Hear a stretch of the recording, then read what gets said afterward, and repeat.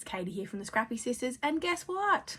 I am face to face with the camera. This does not happen often. But Jen from Kay's mum is hosting a YouTube hop, and it's about, I don't actually know what it's called. Just hold on. My computer is through here, so I'm looking at the questions through there, but I'm also checking what the hop is called. It's called Cheers to the New Year. Now, my video is going to be slightly late, so lots of other videos have probably already gone up. There is a playlist. Sorry, my phone's moving. I am on a tripod here, but let's fix this. There we go. Okay, that should stop moving now. I had plugged into charge, but I think I've got enough charge to get through this. Excuse my hair. Excuse the background. This is real life. I've got carts over here. I've got, what's up there? Scrapbook collections that need to be put away. This is just stuff. It's just stuff. This is all stuff that's like half pulled out. Anyway, it's a hot mess in here. And I definitely need to clean. That is on my to-do list. Is that a goal for 2024? Anyway, cheers to the new year hop. There is 8 questions to answer. Excuse me. So I'm just going to jump right in because I've probably only got a few minutes until Lincoln and Danny get home. Addison's currently asleep. So I'm going to jump right in. We're going to hopefully get through this without interruptions. So the first question is, what was your favourite project of the year? Now, this is unfinished, but my favourite project of the year is always December Daily. Now, this is Jessica's December Daily because it's what I did for her. Sorry, it'll be back to front for you, I think. It's what I did for her for our Scrappy Advent Calendar. It's unfinished. I've only made the layouts that you saw in the Scrappy Advent Calendar videos. And I haven't even started mine. But I love December Daily. And so this was my favourite project of the year, even though it's not mine, but I made it. And Jess actually cut this album down from a larger album, and I've got one to do as well. So I'm going to try and make a video on that to let you guys know how we adapt our albums. It's really hard to get 6x8 albums that are affordable in Australia, so that is an option. So question 2 is share some crafty lessons learnt. Now, this year has been a real kind of shift for me because I had Addison when was she born? 2021. But I was on maternity leave for last year, in 2022. And I returned to work. Hang on, when was she born? She's about to turn 2. So she must be born in 2022. Sorry. I'm very confused. Anyway, I returned to work this year. This year was my first year back at work. And so I did not have very much time for scrapbooking, and as a result I did barely any scrapbooking this year. You'll have seen videos on our channel really declined, and so for me, one of my lessons learned was craft because it makes you happy, not because you need to create content for YouTube. So I craft for myself. I do make videos because I enjoy it, but if it's not enjoyable anymore, I'm not going to force myself to do it. So for me personally, I craft because it makes me happy. I don't film everything that I craft. Sometimes I just want to play and just have fun. So that would probably be my answer to that question. Question number 3 is the biggest blunder, flop or fail.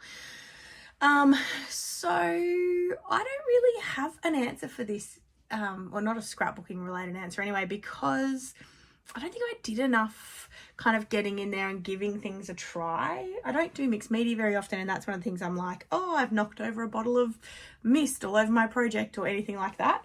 So I don't know. I can't answer that question, but I'm interested in hearing others because I think that's funny. Question number 4 is a new favourite. So it could be a technique, a designer, a collection, a YouTuber, a series you've been involved in, a creator, could be anything, scrapbook related. I was trying to think of something here. I haven't really tried any new techniques. I've barely used any certainly no new designers to me this year. And even the collections wise, I didn't have one that I was like, oh, that one, I love it, I need it. So my answer to this, it's not a new series, but it's a series that I got back into in 2023. I only did it for the first 6 months and then life just got too hard, but I rejoined into How to Kill a Kit with Style and I loved it. I used up a heap of collections in that first 6 months and I really, really liked it, and I'm very excited to be joining back in again. next year in 2024, and we're changing it up a bit. So that's going to be, I think, really refreshing and really exciting and really help me hopefully get through a bit more of my stash. And I really liked that. Question number 5 is, has your scrapbooking changed at all this year? And if so, how? So to answer that question is yes, it has changed. And the biggest change is that I've scrapped a hell of a lot less than I have done probably since I started scrapbooking.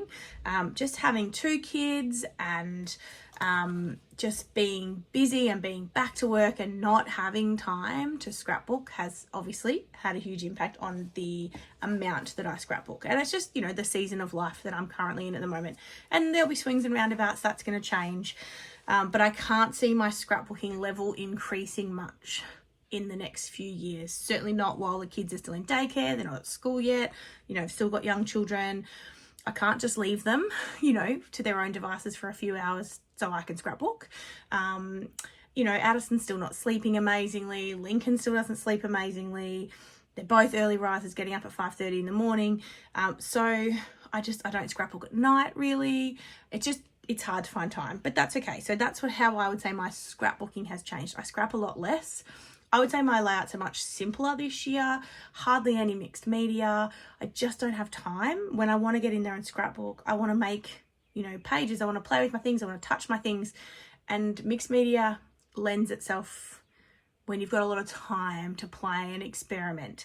And that just hasn't been me this year.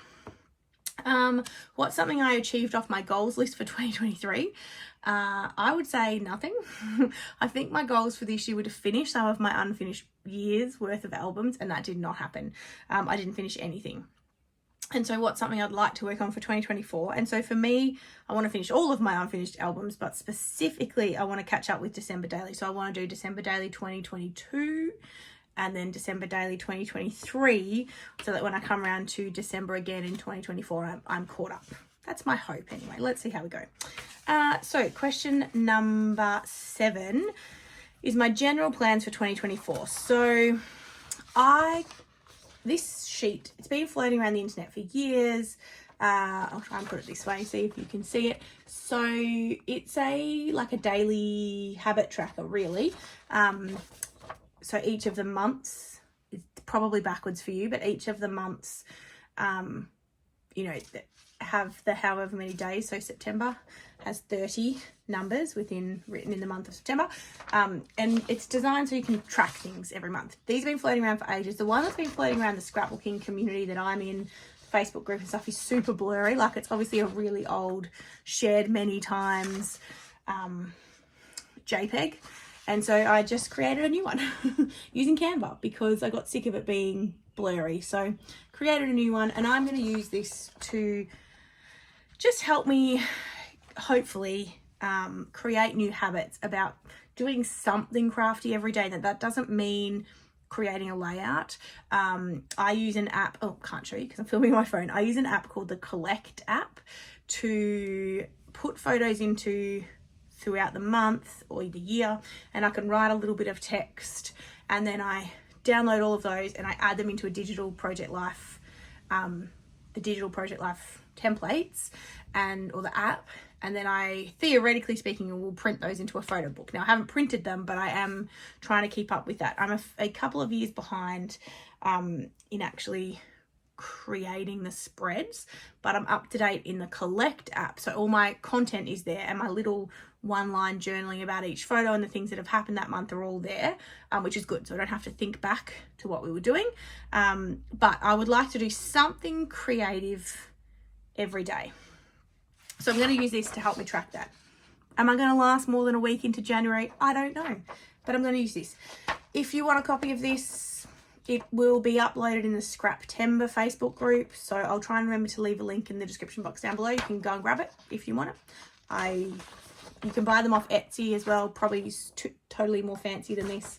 Again, just use Canva. Yes, it took a while because I put all those lines in individually, typed all the numbers. It was a thing, but I wanted to do it.